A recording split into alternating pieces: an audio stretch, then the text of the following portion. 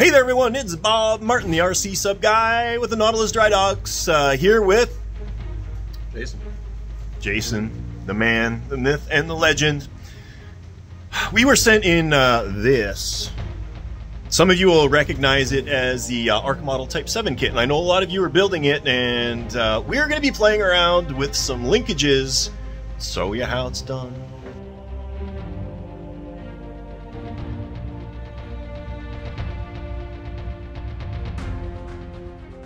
All right, first things first. This was sent in by the customer because he was having issues or consternations about installing the linkages for this RC model kit. I'm going to be blunt here. If you are having problems installing the linkages for this particular kit, probably not the hobby for you. I'm going to be kind of blunt here. There's a lot harder things in building this RC submarine than slipping some shafts in place and bolting them down. Regardless, I'm going to be showing this here right now. This is all we got. This was all that was shipped to us. We just need to do the forward planes, the rear planes, the rudder, and the, I guess, the drive shafts. We'll take a look at that. But just as a bit of tough love for you, there are illustrated instructions that come with the Arkmodel kits, and even though they're written in Chinese, they've got pretty pictures, kind of show you how things go. Not overly complicated. Please rethink things at the early stages of your build if you're having difficulties with this. But having said all that, I'm going to show you how we do this here, and let's get started. Okay, first things first. Easy thing first. Let's rubber band that sucker together. I don't know what he's doing with his boat. He just said install the linkages, so I'm not going to glue or bolt these together. It's beyond the scope of this exercise. Here is the forward section. The things you're going to need to worry about is this square control shaft and the two dive planes. Now he's done a few things. He's glued these shafts together here already. Or sorry, shafts. These dive planes together already. Put it in, slip it through. The linkage goes perpendicular to the dive plane. So actually we're going to go like this. Slip it through, spin it around. Other side goes on. We're done. We just need to, I mean, in theory, he's got a set screw. We should probably try and find one. We'll put a set screw in there and lock it down. You gotta want it in the center of the boat there. And a couple of things that you can do. You can try and put your own set screw in here. This is thin plastic though. I don't know how well those would work long term to hold it down. I would just simply glue it. They don't need to come off at all afterwards. Yeah, so you know what? I'm not even going to bother with that. We'll just put a little bit of glue. We'll use some medium viscosity CA glue. And the trick to this is you don't want to like put it on the outside here, because when you squish it in, you'll seal your drive shaft to the bushing. So no bueno. Put it in the hole. Just a drop. You're just stopping it from coming off. That's the only objective here.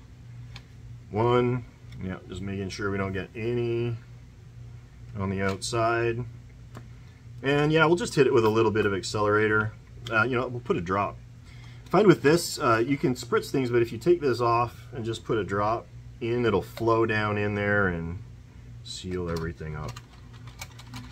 So he didn't send me the set screws, so I don't know where they're at. Presumably he has them, but this is what it looks like on the inside. You can see, where's the camera? No, you can't see anything. Better from this side. Keep that centered, and that is your forward linkage. You're going to run that back, connect it to your cylinder. Done.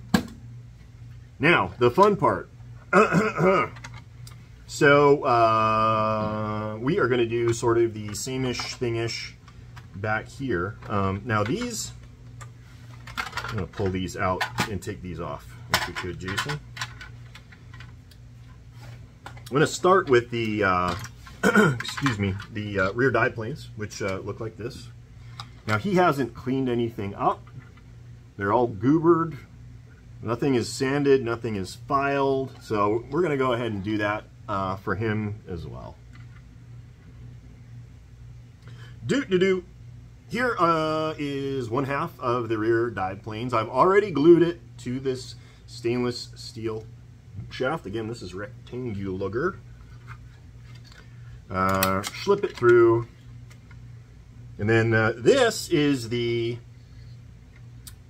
linkage horn for that. Super thin because it needs to fit in that little tiny slot in between the keel there, okay? Other side.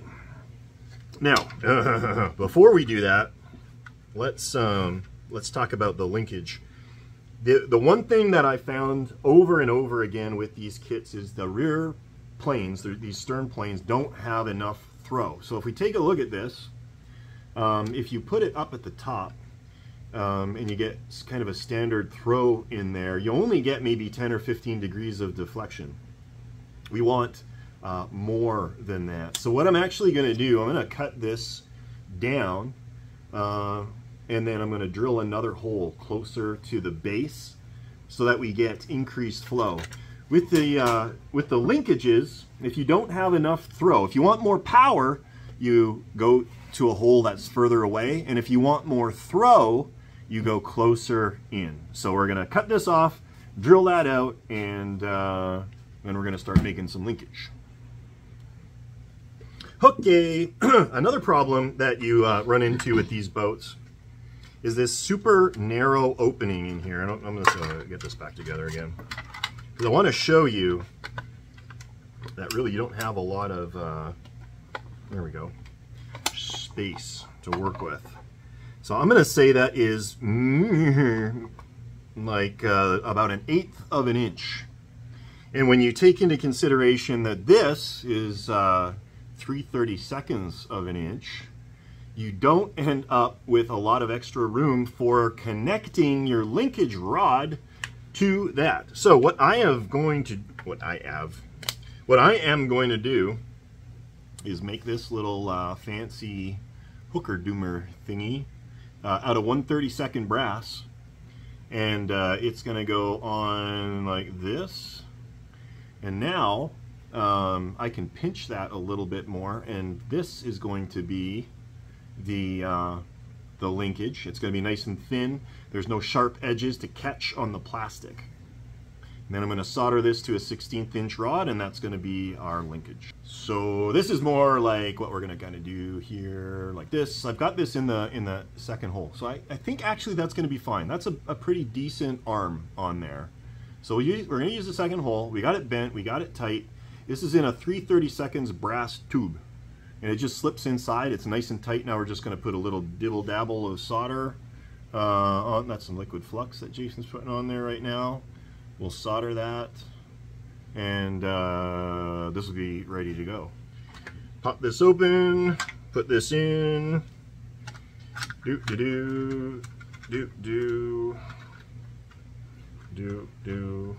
on there. Get on there. That's tight in there. It's even with it only being less than 1/32 of an inch is pinned. It's tight. I can't get that all the way down. So because this is still tight, we're going to need to route this out a little bit. So I'm going to use something that actually writes on plastic. So we're going to put it to one side, mark out above and below. I'm going to move it to the middle, mark out above and below, move it to the end, above and below, and you'll see that makes an arc. So I'm going to take the highest point and the lowest point, and we are going to route that out. Now, should probably do this on my milling machine, but I know a lot of you guys don't have a milling machine, so we're going to use a router bit in my rotary tool. And it looks like this.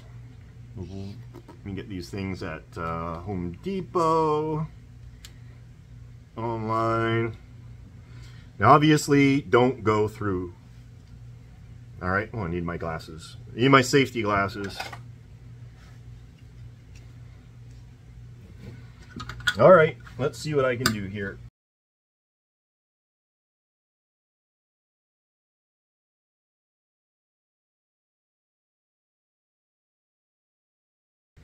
Maybe you don't get it right the first time. Maybe you gotta go a little deeper, but oh, that looks good to me. Let's check it. Oh. So check our deflection. We want to make sure we can get a full 30 degrees of deflection on those dive planes. And we can.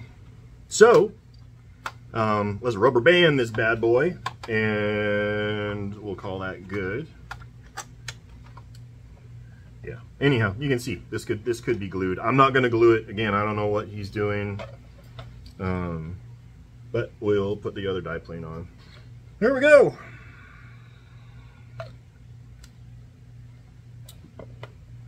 Moving on to the rudders. Now, this, I will admit, can be frustrating for a lot of people because there's not a lot of room in there. I'm thinking we may play a little game here and see if we can upgrade these over the stock version. So let's take a look at what we've got to work with. If you use the stock arms that come with it, you can't swivel the rudders probably more than like 10 degrees because they end up hitting the hull. So what I want to do, I'm going to do a little out of the box-ish thinking. I want to see if we can make this out of gears. All right. So we found some little like plastic gears here, and what we're going to be doing, we drilled them out for 3 millimeters and put them on. This is nice and smooth. It's holding it on. It's friction fit. Don't even need to really secure it because it's on there like super solid. I got these gears like years ago. You can get them on eBay, like a huge bag of plastic gears.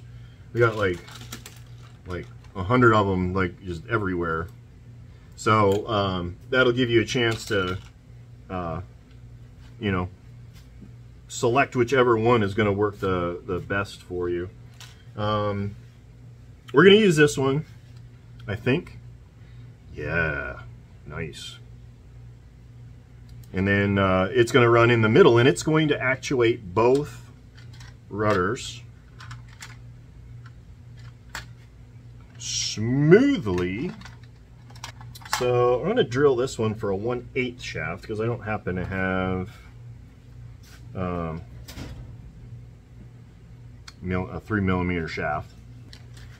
All right, I don't know what we did in a previous life to deserve this, but this is what we ended up with. Grab the calipers for me. I want to see if I can relate to everybody. It worked out so perfectly that I just have to share this. So the gears on the rudder shafts are 12.73 millimeters in diameter to the outside of the teeth. Okay, the actuating gear is 15.9. I'm going to say probably 16. If you do that, the bolt hole that holds the hull together, you can just drop that right down, lines up perfectly to center this gear on those rudder shafts. So I just want to show you what that kind of looks like. This is what we got going on here right now. I put a wheel collar down there. Then I'm going to slip the gear down, which fits like perfectly. Again, I don't know what I did in a previous life to deserve this. But we're just going to wiggle this a bit and slip it down. We've got to make sure our rudders are perfectly aligned. And actually, because we didn't secure the shafts to the rudders. You can adjust it after they're on there. So the big thing is just getting it on in a line. Now once that's in there, like it is now, yes, we're going to use that wheel collar and set the height of it. You know, like ideally you'd have a thicker gear so that you had more like wiggle room, you know what I mean? No. All right, can you get the long Allen wrench, and then we'll for the small, for the 440 screws. So this is, by the way, this is a tool that we make here at the shop. This is just like an Allen wrench. Now we nested it in this brass tube, so we got a nice long handle on it, which comes in handy at times like this. Okay.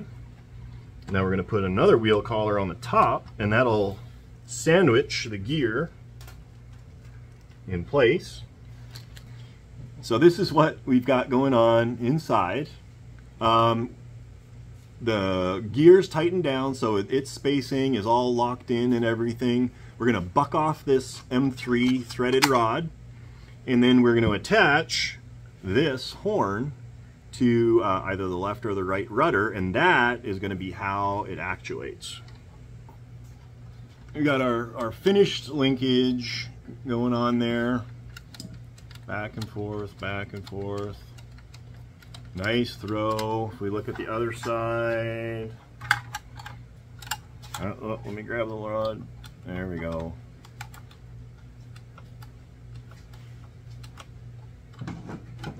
So that works really good, and good for tight spaces in there. I'm gonna have to snip that off. Well, you know what? I'm gonna leave it so that he can do whatever he wants to do with that. So rudder's done, dive planes are done. Now we need to, you know what? And I'm not even gonna do this because he didn't send me any of the bolts or anything. But what we need to do is drill a hole, because there's pins that go into the rudder to centralize them. You know, we can probably find some screws.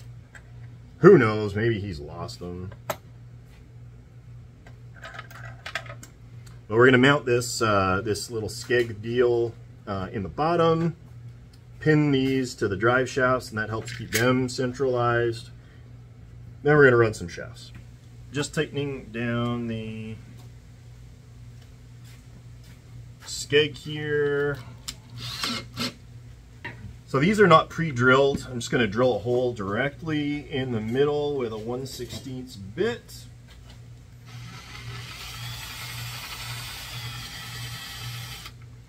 And then into the dive plane, which happens to already be a 1/16 by the looks of things. Now this is the way we typically do it, because it's kind of like friction fit in the dive planes there. We'll run it in with the drill so that you're not pressing and hammering and pushing and all that stuff.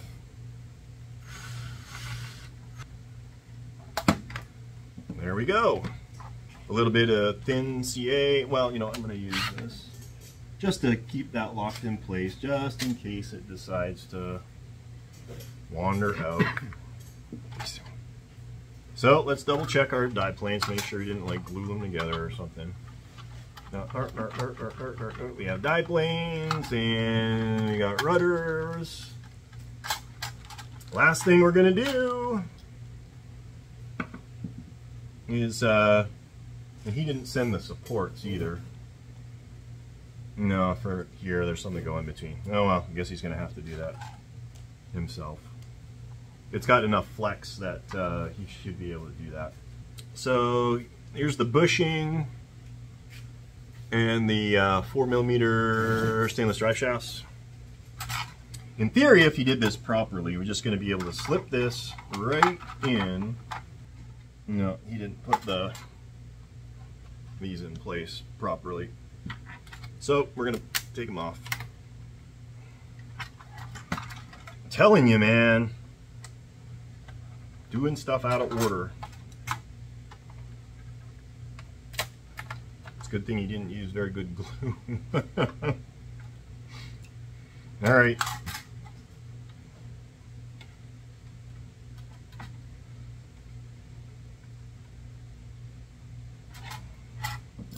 There we go. Look at that. Lines up nice with these skegs. It's almost like silicone. Yeah, I think it's like the plastic cement that we used to use as kids, like in the tester's tube. One down, one to go. You should never have to force something in your boat.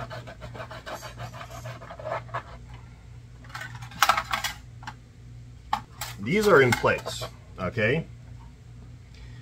They are, I'm going to say, a little bit snug. So the alignment through here, which is like so tight, is not perfect. And so these are, they take a little bit of effort to turn, which I don't like. So what we're going to do, I'm going to grab our little hand torch, and we're just gonna help this plastic relax a little bit by heating up this little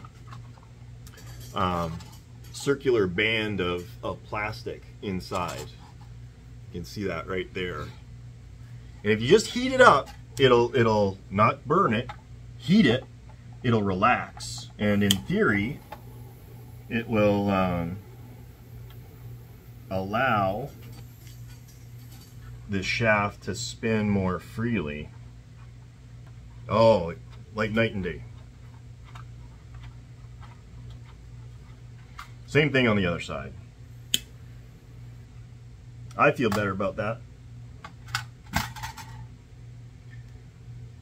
So with that, we're pretty good. You know, I think what we'll do here, let's run some bolts in this one too, and then we'll install these bad boys for them too. And those will go here like this. Same deal, pin, glue. And that'll be it. Let's take a quick look, a little recap at what we did, what it looks like, and any hints or tricks that we have for your project. Starting with the front. Flip that open. Let's take a look at the bottom there. So we got that arm. We didn't tighten it down because we weren't given the set screw, but that's all he needs to do is tighten that down and put the little door on. This is all free moving. These are in place. The glue that we used, maybe Jason will grab it for you. Don't use tester's glue, as you saw. You know, for these parts earlier on, they just popped right off, that tester's kind of rubber cement stuff. This is what we use. Oh, of course he's got, there we go. Plastic weld. It's like water, and you wick it in the seam. Capillary action draws it throughout the seam, and it actually fuses the parts together. All right, so little hint there. So that was the front linkage. Rear linkage. Let's start with a drive shaft. So those run through the inside, like so. Nice and free spinning. That is the most important part of all of that. Jason, maybe he can grab the dive plane. There we go. 30 degrees travel. Take a look at the inside, what that looks like. Nice. And the rudders.